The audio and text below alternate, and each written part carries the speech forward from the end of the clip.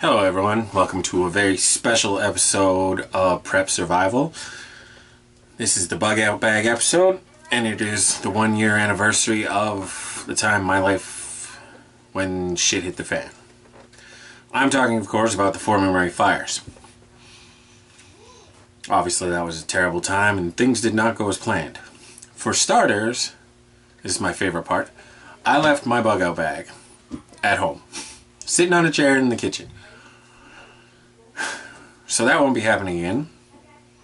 But in the meantime, let's talk about that bug out bag. Well, shall we? It's a Voodoo tactical pack. Let's get that on there. The only thing I remember is this is an oversized EMT pouch I've added to the front with my deluxe first aid kit in it. This is obviously different from the first aid kit on the tactical pack, as this is a multi-person, multi-day first aid kit. I only have basic first aid, but that's enough. Alright, so it's got your big main pouch. One of the things I like about this is the combination of a typical hiker's pouch or typical hiker's pack and army backpack. Because it's got the big main pouch, but then you come down here, open that up, and you got your bedroll pack. So I think that's pretty awesome. Plus, it came with its own rain cloth. Now then, I got the scale here. So we're going to see just how much this thing weighs empty. And then we're going to fill it up. Stay tuned. Shit. Backwards.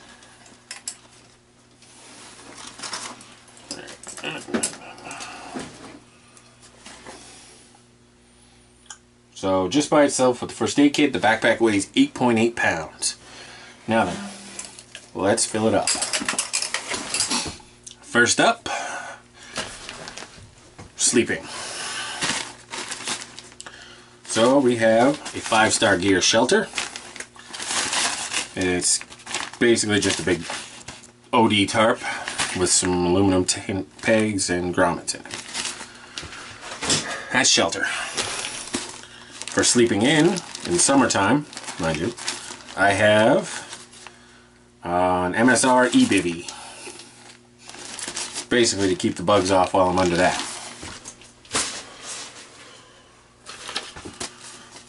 Because I don't like sleeping with my head on the ground, I have a little inflatable pillow. Nothing fancy. Just something to keep your head up.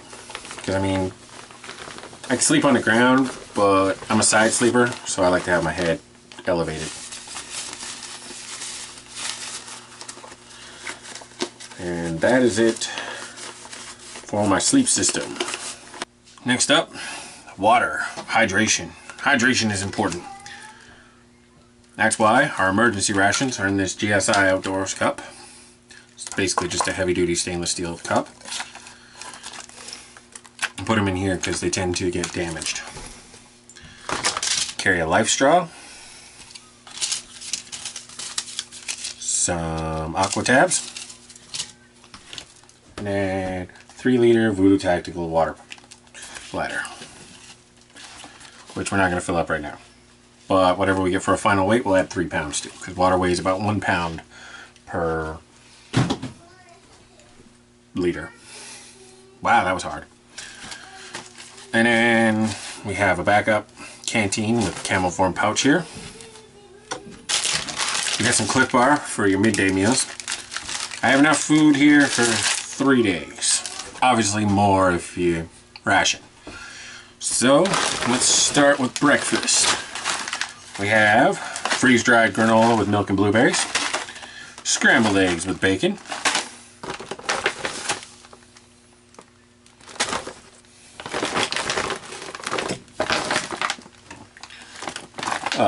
pork sausage breakfast. I don't know what else is in there. And then for dinner we have beef tacos, chili with beans, and pepper beef with rice. On to the eating, everybody's favorite part. So we have the Camp Mesa box kit from Pro Force Equipment that I've been carrying around forever.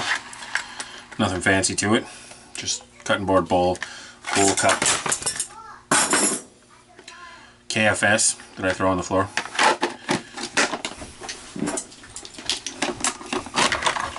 Now, my bug out bag is also my adventure bag.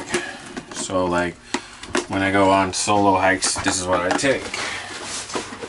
Now, if I was going bugging out with my family, I would take this GSI cookware kit. Got a frying pan, pots, lids, cutlery, everything you need. I'd like to introduce you to the Vital Grill Stove. This neat little number comes with a battery pack here. Plug that into the tail end. Turn it on. It's got two settings, 1 and 2.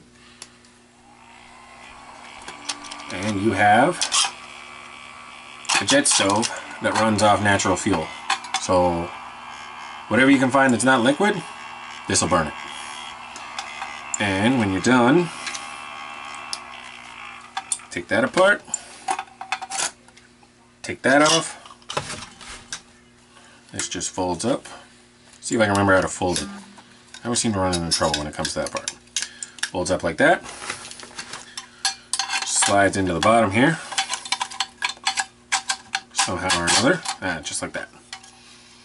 And then packs away in its own handy dandy little pouch. Oh, damn it.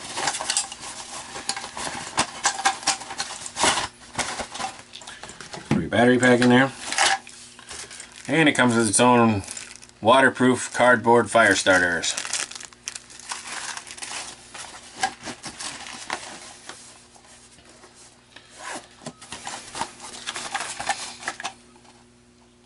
Plus, once the battery dies, you can still just use it as a regular stove. Next up, we have this 5-star gear Firestone, which comes with a diamond rod, a carbide pull-through, a ceramic pull-through, and this long-ass ferro rod.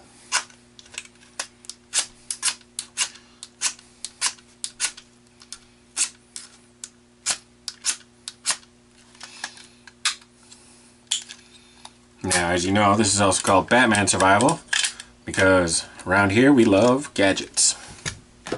And then, for those times when lighting a fire with a fucking ferro rod is just bullshit, we have UCO stormproof matches.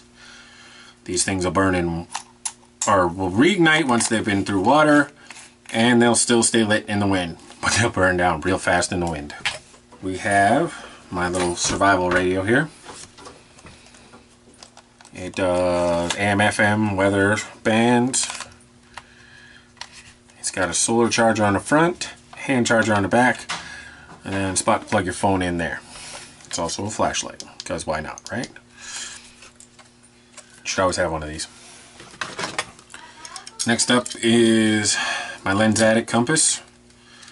Obviously not for map navigation, because I don't want to do the declination by hand. But just for basic orienteering, it's handy, and it's got a steel case, so it's less likely to break. And then we have my rope, which is just basic 550 Night Eyes paracord. Obviously not the fanciest brand, but it's just for being by itself. And then we have fire cord, so I have a little bit of extra tinder. We have Crest mini brushes. I swear by these things. I use them at work. We have Charmin Fresh Mates to go, because trust me, nobody wants an itchy asshole. Kevlar survival cord. A wire saw by Endure, because I love wire saws. 1-inch Gorilla Tape, because there's not much you can't do with Gorilla Tape. And the Gerber Bear Grylls survival torch. I like it. It's bright orange, easy to find, and it's got matches and tinder in the butt cap. Or you can store a spare battery. It's really up to you. Alright, we have a headlamp by 5-star gear.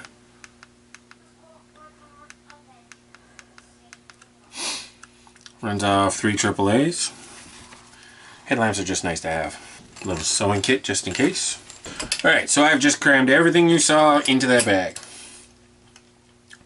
How much do you think it weighs? Take a second, go down to the comments. Put down what you think that bug out bag weighs, fully loaded. Remember, we're going to add 4 pounds for water. Alright, you go down in the comments? Okay, you back? Alright, let's find out what it weighs.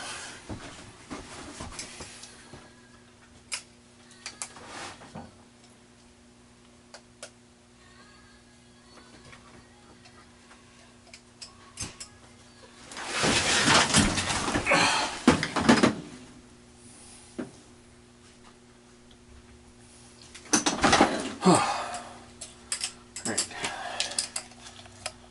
25.8 pounds, so 29.8 pounds with water.